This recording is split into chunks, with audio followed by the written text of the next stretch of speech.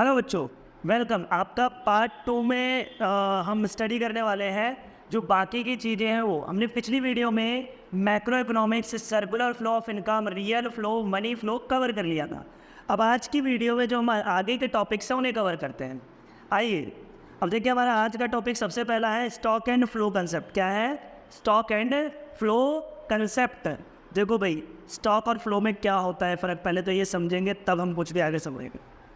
Stock, अगर आप कोई भी चीज़ एक समय के बिंदु पर eight a point of time measure करोगे तो इसे स्टॉक कंसेप्ट कहा जाता है, ठीक है। और अगर आप किसी भी वेरिएबल, किसी भी चीज़ को over the period of time measure करोगे तो उसे फ्लो कंसेप्ट कहा जाता है, ठीक है। एक बार देखिए, यहाँ पे लिखा हुआ है स्टॉक वेरिएबल और stock concept are those variable that are measured. Measured मतलब हम उसे मेज़र कर रहे हैं at particular point of time. इसका मतलब क्या है सर? ठीक है, पहले हम फ्लो कंसेप्ट समझेंगे फिर बात करेंगे।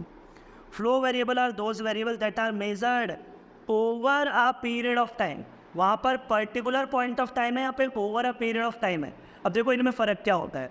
अगर मैं आपसे कहूँ कि आज आप शाम के 4 बजे क्या कर रहे थे, एक्जेक्टली 4 बजे, तो वो पर्टिकुलर है, ठीक है। और अगर मैं आपसे ये कहूँ कि आज आपने सुबह के 8 बजे से लेकर शाम के 8 बजे तक क्या क्या किया, तो फ्लो है, क्योंकि आप सुबह के 8 से लेकर शाम के 8 बजे तक एक ही काम नहीं कर रहे होगी, ठीक है। चेंजेस आएंगे नहीं आएंगे। ऐसे अगर देश के लेवल पे बात की जाए, मैं कहूँ कि हमारे देश में टोटल इन्वेस्टमेंट कितनी है, तो वो तो एक पॉइंट ऑफ टाइम पे देखना पड़ेगा ना कि अभी कितनी इन्वेस्टमेंट है। और अगर मैं ये कहूँ कि हमारे देश की टोटल इनकम कितनी है, तो वो पॉइंट ऑफ टाइम पे मेजर नहीं हो सकता, क्योंकि एक सेकंड या एक टाइम पे 4 बजे, 6 बजे या जनवरी के 10 तारीख को इनकम निकालना पॉसिबल नहीं है। तो वहाँ हम पूरे साल की निकालते हैं कि 1 अप्रैल 2023 से लेकर 31 मार्च 2024 तक टोटल इनकम कितनी है। तो ये एक पॉइंट ऑफ टाइम तो नहीं है बच्चों, तो ये हो गया फ्लो कंसेप्ट, ठीक है। और एक सिंपल सा एग्जाम, आपके घर की पानी की टंकी है, मैंने कहा 4 बजे कितना पानी था उसमें, आपने कहा सर 200 लीटर पानी था। मैंने कहा बहुत बढ़िया, मोटर ऑन कर दो। अब आपने 15-20 मिनट के लिए ऑन कर दिया। मैंने पूछा आप कितना पानी है, 5 बज गए हैं। आपने कहा सर अब उसके अंदर पानी 600 लीटर है। तो देखिए, हमने जो पहले के 200 लीटर मेज़र किए थे वो किस टाइम पे मेज़र किए थे? 4 बजे, वो भी स्टॉक कंसेप्ट है। फिर 5 बजे कितना पानी है? 600 लीटर, ये भी स्टॉक कंसेप्ट है। मगर 4 बजे से लेकर 5 बजे तक जो टंकी के अंदर पानी इंक्रीज हो रहा था, जो चेंज हो रहा था, वो क्या है? Flow concept. आ रही है बात समझ में? तो समय के एक बिंदु पर at a particular point of time measure करोगे तो वो स्टॉक, और over the period of time measure करोगे तो फ्लो। अब देखो कौन कौन सी चीज़ें स्टॉक के अंदर कवर होती है। पर्टिकुलर पॉइंट ऑफ टाइम तो हो ही गया। नेशनल इनकम स्टॉक कंसेप्ट है, सॉरी नेशनल इनकम नहीं, नेशनल वेल्थ। इनकम तो मैंने आपको बताया ना, ओवर द पीरियड होता है। नेशनल वेल्थ आपका क्या है? स्टॉक कंसेप्ट है, क्योंकि वो किसी भी एक पॉइंट ऑफ टाइम पे देखेंगे टोटल देश में कितनी वेल्थ है। और क्या? कैपिटल, कैपिटल वही इन्वेस्टमेंट एक टाइम पे कितनी है देखना। मनी सप्लाई, आगे हमारा एक चैप्टर है मनी, उसके अंदर हम मनी सप्लाई के बारे में पढ़ेंगे, तो वहाँ पे मैं आपको बताऊँगा कि मनी स्टॉक कंसेप्ट होता है, क्योंकि मनी की जो सप्लाई है वो हम at a particular point of time measure करते हैं। और क्या है? बैंक बैलेंस, किसी एक पॉइंट ऑफ टाइम पे आपके अकाउंट में कितना पैसा पड़ा हुआ है, वो स्टॉक कंसेप्ट है। मगर आपने 1 महीने के अंदर कितना विड्रॉ कराया, कितना डिपॉजिट कराया, वो फ्लो कंसेप्ट है। मैं कह रहा हूँ 1 महीने के अंदर, तो over the period of time हो गया। रॉ मटेरियल इन गोडाउन, अभी आपके गोडाउन में कितना रॉ मटेरियल पड़ा है, अभी मतलब रात के 9 बजे कितना पड़ा हुआ है, तो आपने बोला सर इतना पड़ा हुआ है मटेरियल, तो ये एक पर्टिकुलर पॉइंट ऑफ टाइम हो गया। मैंने कहा 1 साल में आपके बिजनेस में कितना मटेरियल यूज़ होता है, तो ये फ्लो कंसेप्ट हो गया, क्योंकि 1 साल की बात हो गई ना। अब देखो फ्लो के अंदर क्या है? लॉस प्रॉफिट 1 साल का निकाला जाता है। इन्वेस्टमेंट, इन्वेस्टमेंट कैपिटल फॉर्मेशन, ये word investment, increase in investment होना चाहिए। कैपिटल फॉर्मेशन और इंक्रीज इन इन्वेस्टमेंट, ये क्या होता है आपका? Flow concept. क्योंकि जो इंक्रीज होगा उसे हम कैपिटल फॉर्मेशन कहते हैं, और जो eight a point of time होगा उसको हम कैपिटल कहते हैं। कैपिटल स्टॉक के अंदर आया, मगर कैपिटल फॉर्मेशन किसके अंदर आया? फ्लो के अंदर। पानी की टंकी में 4 बजे पानी है, कैपिटल, और 1 साल के अंदर जो पानी इंक्रीज हो रहा है, मतलब इन्वेस्टमेंट इंक्रीज हो रही है, कैपिटल इंक्रीज हो रहा है, capital formation. Savings over the period of time measure किया जाता है। इनकम, नेशनल इनकम ही कह लो, over the period of time measure किया जाता है। तो ये हो गया आपका फ्लो कंसेप्ट, ठीक है। चलिए आगे चलते हैं। अब है difference between stock and flow. क्या है बच्चों? Difference between stock and flow. Stock और फ्लो के बीच में क्या डिफरेंस होता है? स्टॉक और फ्लो के बीच में पहला डिफरेंस तो यही है कि stock at a point of time measure किया जाता है और flow over the period of time measure किया जाता है। ठीक है, सबसे पहला डिफरेंस तो ये देखो, ये रहा। Stock refers to those variable which are measured at a point of time और flow over the period of time. पहला हो गया। अब एक बात बताओ, टाइम ड्यूरेशन किसके अंदर है? फ्लो के अंदर है, स्टॉक के अंदर नहीं है। टाइम ड्यूरेशन को टाइम डायमेंशन कह दिया इन्होंने। तो भाई स्टॉक के अंदर do not have time dimension but flow have time dimension because it is measured over the period of time. ठीक है, और स्टॉक कैसा कंसेप्ट है? स्टॉक स्टैटिक कंसेप्ट है, चेंज नहीं होगा। स्टैटिक मतलब नो चेंज, स्टॉक के अंदर चेंज नहीं आने वाला। मगर फ्लो कैसा कंसेप्ट है बच्चों? फ्लो है आपका डायनामिक, क्योंकि वो तो over the period of time है और वो सेम रहने वाला नहीं, वो तो चेंज होता रहेगा। तो ये हो गया आपका फ्लो कंसेप्ट, डायनामिक होता है। और क्या एग्जाम्पल्स की अगर हम बात करें तो स्टॉक का हो गया मनी सप्लाई, तो क्या at a point of time measure करेंगे, और फ्लो का हो गया नेशनल इनकम। ठीक है, तो आपके डिफरेंस हो गए। डिफरेंसेस आ जाते हैं कई बार 3 मार्क्स में, तो एक बार अच्छे से पढ़ लेना। आइए आगे चलते हैं। अब जो हमारा टॉपिक है वो है टाइप्स ऑफ गुड्स। क्या है? Types of goods. 4 टाइप्स की गुड्स होते हैं बच्चों, इंटरमीडिएट, फाइनल, कैपिटल, कंज्यूमर। हम एक गुड्स को डिटेल में पढ़ने वाले हैं। ठीक है, जिससे कि हमारे माइंड में कोई भी कन्फ्यूज़न या मिसकंसेप्शन ना रहे। एग्जाम में एमसीक्यूज़ में आपके पास एक लाइन लिखी आएगी और पूछ देंगे कि बताओ ये कौन सा गुड्स है, इंटरमीडिएट है, कैपिटल है, कंज्यूमर है या फिर फाइनल है। तो आपको पता होना चाहिए। इसके अलावा इनमें डिफरेंस दिया जाते हैं। आइए, सबसे पहले intermediate goods, final goods, consumer goods और कैपिटल गुड्स। 4 टाइप के गुड्स हैं अपने। तो फाइनल गुड्स की बात करते हैं हम। फाइनल गुड्स कौन से होते हैं? जो गुड्स पूरी तरीके से तैयार है, जिनमें अब कोई भी चेंजेस पॉसिबल नहीं और वो अपने फाइनल यूज़र के लिए रेडी है यूज़ करने के लिए।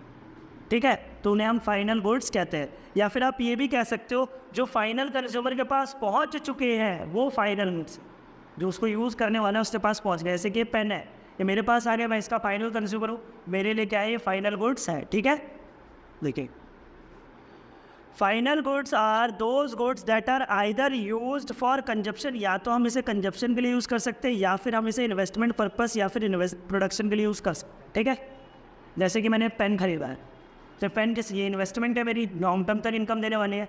आपने जो पेन या फ़ोन खरीद रखा है, कंजप्शन कर रहे हो, तो अगर हम इन 2 पर्पज़ के लिए, या तो कंजप्शन के लिए या फिर इन्वेस्टमेंट के लिए खरीद रहे हो, फाइनल गुड्स। दूसरी खास बात क्या, फाइनल गुड्स के अंदर कौन कौन सी चीज़ें आती हैं? हाउस होल्ड जो कंजप्शन पर्पज़ के लिए खरीद ले, और फर्म जो कैपिटल फॉर्मेशन यानी कि प्रोडक्शन के लिए खरीद ले। कैपिटल मतलब कि इन्वेस्टमेंट वाला। ठीक है, तो उन्हें हम क्या कहेंगे? उन्हें हम फाइनल गुड्स कहेंगे। ठीक है, इसके बाद बच्चों इंटरमीडिएट गुड्स कौन से होते हैं? देखिए, फाइनल कौन थे? जो अपने फाइनल यूज़र के लिए रेडी थे। फाइनल यूज़र अब उसे उठा के सीधे कंज्यूम कर सकता है। मगर इंटरमीडिएट गुड्स वो जो अभी रेडी नहीं है, जिनमें अभी काम बाकी है, या फिर जो सेलर ने खरीदा है रीसेल करने के लिए। किसने खरीदा है? रीसेल करने के लिए, या फिर उसमें चेंजेस करके सेल करेगा या सीधे खरीदेगा और बेच देगा, प्रॉफिट तो कमाएगा ना। तो इंटरमीडिएट गुड्स। ठीक है, फाइनल यूज़र प्रॉफिट कमाने के लिए चीज़ों को नहीं खरीदता। ठीक, आइए, intermediate goods refers to those goods which are inside the production boundary. इन्होंने अभी प्रोडक्शन बाउंड्री को क्रॉस नहीं किया, उनमें अभी काम बाकी है, पिक्चर अभी बाकी है मेरे दोस्त। They are used either for resale और फॉर फर्दर प्रोडक्शन। या तो प्रोड्यूसर खरीदेगा इसे, उसमें थोड़े बहुत चेंजेस करेगा, क्या करेगा? प्रोडक्शन, फर्दर प्रोडक्शन करेगा, या फिर उसे सीधे खरीदेगा और बेच देगा, मगर कंजप्शन करने के लिए खरीदेगा नहीं। तो उसे हम क्या कहेंगे? इंटरमीडिएट। 2 चीज़ें बताई मैंने आपको। इंटरमीडिएट कौन से? या तो प्रोड्यूसर उसे खरीदेगा, उससे और प्रोडक्शन करेगा और बेच देगा, या फिर सीधे खरीदेगा, बेच देगा, यूज़ नहीं करने वाला है उसे अपने पास, तो वो क्या है? Intermediate goods. और अगर उसने उसे यूज़ कर लिया, उसे बेच नहीं रहा, तो हो जाएगा फाइनल गुड्स। ठीक है, अब देखिए इंटरमीडिएट गुड्स के अंदर कौन कौन से आते हैं? फर्दर प्रोडक्शन के लिए जो खरीद ले, रॉ मटेरियल वगैरह खरीदते ना, जैसे भाई मिठाई की दुकान वाले ने चीनी खरीद ली, sugar was purchased by the sweet shop owner, और और बताओ और जो नूडल्स वाले होते हैं, चाउमीन वाले होते हैं हमारे दिल्ली के अंदर, चाउमीन वाले जो होते हैं वो जो नूडल्स खरीदते हैं कच्चे, वो भी क्या उनके लिए रॉ मटेरियल, तो उसे दोबारा से बनाते हैं चाउमीन और मस्त मसाला वसाला डालकर फिर बेच देते हैं, तो भी क्या है इंटरमीडिएट है। और जब चाउमीन बन के तैयार हो जाती है, प्लेट में आ जाती है चाउमीन जो भी है, वो क्या हो जाता है फाइनल गुड्स। ठीक है, और क्या intermediate goods have derived demand. अच्छा, ये एक बहुत बढ़िया पॉइंट है। इंटरमीडिएट गुड्स की डिराइव्ड डिमांड होती है। डिराइव्ड मतलब अगर फाइनल गुड्स की डिमांड है तो इंटरमीडिएट गुड्स की डिमांड है, अगर फाइनल की ही नहीं तो उसकी इंटरमीडिएट की कोई डिमांड नहीं होगी। जैसे सिंपल सा एग्जाम्पल, अभी हमने चाउमीन लिया, चाउमीन है दोस्तों, चाउमीन की डिमांड है तभी तो नूडल्स खरीदेंगे चाउमीन वाले। अगर चाउमीन की ही मार्केट से डिमांड खत्म हो जाए तो क्या नूडल्स की डिमांड रहेगी? तो नूडल्स की डिमांड क्यों है? क्योंकि चाउमीन है। चाउमीन की वजह से डिराइव हो रही है नूडल्स की डिमांड, हो रही है ना, तो डिराइव्ड डिमांड है। नूडल्स की कैसी डिमांड है? डिराइव्ड। ठीक है, और चाउमीन की कैसे? डायरेक्ट डिमांड है, उसका कोई किसी और से रिलेशन नहीं है। चाउमीन की डिमांड है इसलिए नूडल्स की डिमांड है, अगर चाउमीन की डिमांड ना हो तो नूडल्स की डिमांड नहीं रहेगी। ठीक है, मतलब हिंदी इंग्लिश में वही वर्ड सेम ही हो गया हो। The goods which are use up in the same year are also classified as intermediate goods. अगर हम कोई चीज़ एक ही साल के अंदर इस्तेमाल करके ख़त्म कर दें उसको भी हम फाइनल गुड्स ना कहते, इंटरमीडिएट गुड्स ही कहते हैं। ठीक है, अगर मैंने कोई चीज़ इस्तेमाल की एक साल के अंदर ख़त्म कर दी तो इंटरमीडिएट गुड्स है। एक साल से ज़्यादा चलेंगी तो फिर वो दूसरी कैटेगरी में फॉलो होती है, अभी बात करेंगे। और क्या एग्जाम्पल इन्होंने दे दिया, नोटबुक जो आप स्टेशनरी शॉप ओनर जो नोटबुक खरीदता है अपने लिए, वो क्या करता है? रीसेल के लिए खरीदता है, तो इंटरमीडिएट गुड्स खाए। ठीक है, तो बच्चों इंटरमीडिएट समझ आ गया होगा आपको, एक बार दोबारा से देख लीजिए। इंटरमीडिएट गुड्स वो होते हैं जिन्होंने हमें प्रोडक्शन बाउंड्री को क्रॉस नहीं किया, या तो रीसेल के लिए खरीदा है या फिर फर्दर प्रोडक्शन के लिए खरीदा है। फर्दर प्रोडक्शन किया जाएगा इसका। और दूसरी बात, इनकी डिराइव डिमांड होती है, डायरेक्ट डिमांड नहीं होती। ये सेम ईयर में यूज़ करके ख़त्म कर दिए जाते हैं, उससे ज़्यादा नहीं रखे जाते। स्टॉक हम खरीदते तुरंत बेच देते हैं ना एक साल के अंदर अंदर। कोई भी सेलर चाहेगा तो वो खरीद के सामान रखा रहे, बिके ना, तो वो इंटरमीडिएट है। और एग्जाम्पल में नोटबुक जो स्टेशनरी का ओनर खरीद रहा है वो। ठीक है, चलिए आगे चलते हैं।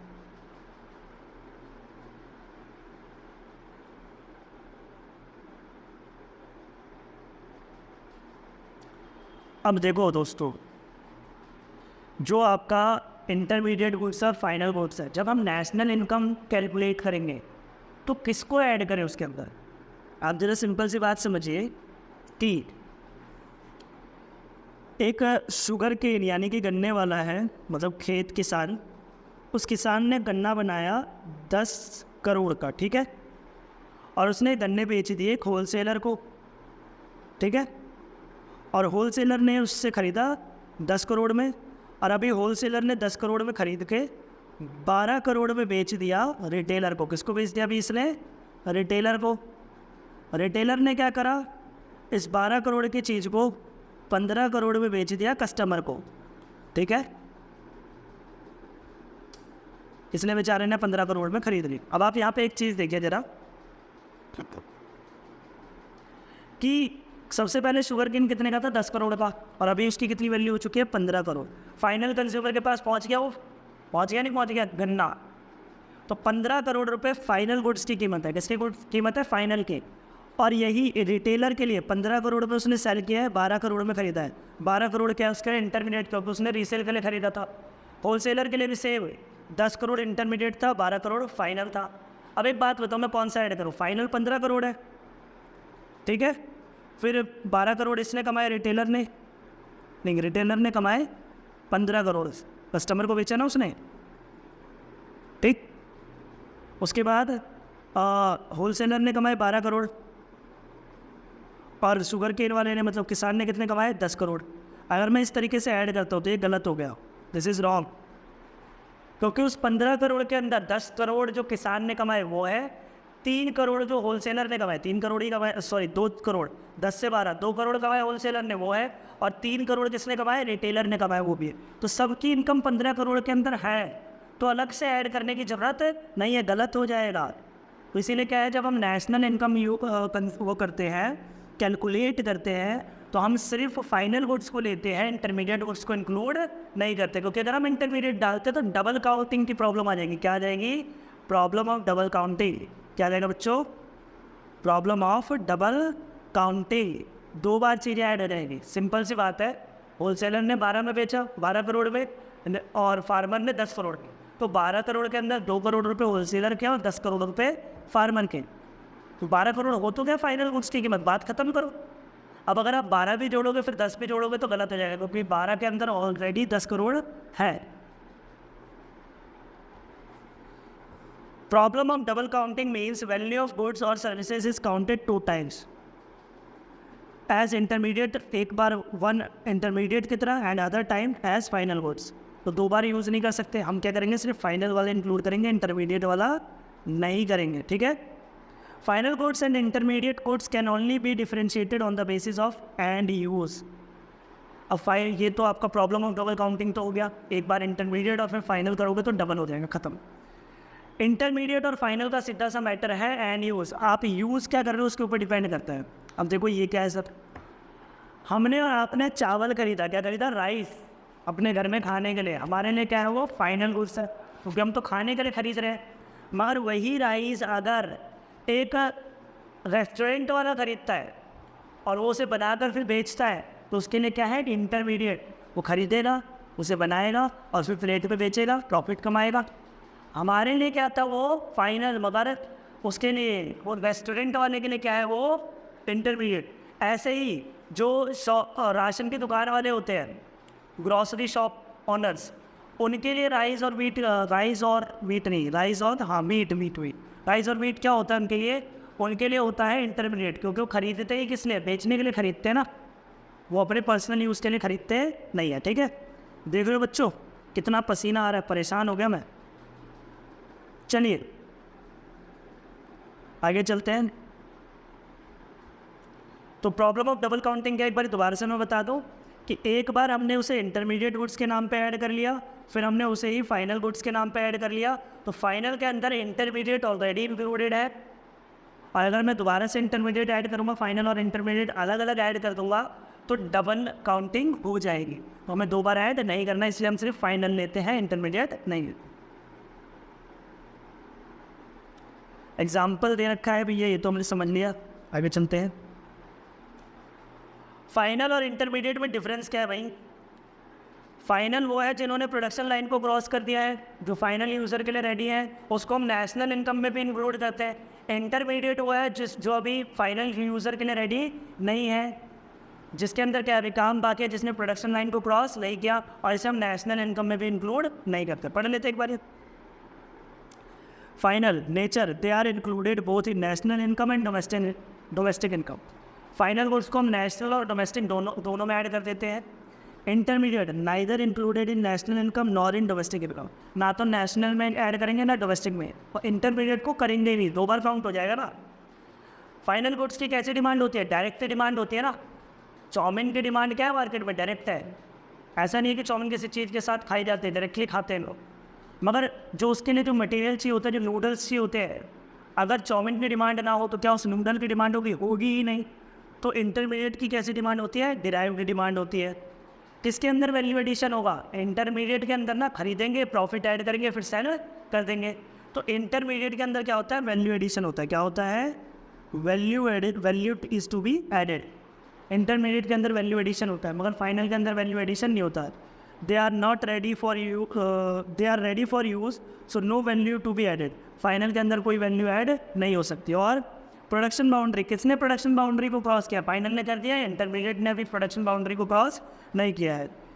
Final they have cross the production boundary and intermediate they do not cross the production boundary, ठीक है।